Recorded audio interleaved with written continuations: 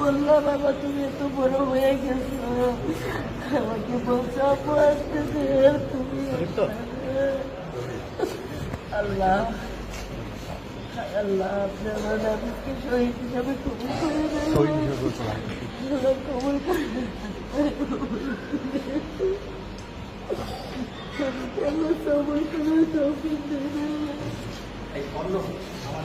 বাবা তুমি সবারে সালাম দেবে, কোথাও যাইতে পারো না বাবা, তুমি সবাইকে সালাম দেবে,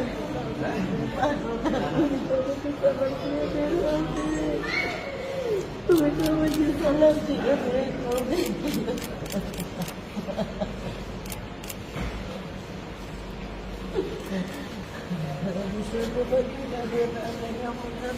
বিশ্বাস ছিল তুমি আসো আমার জন্য।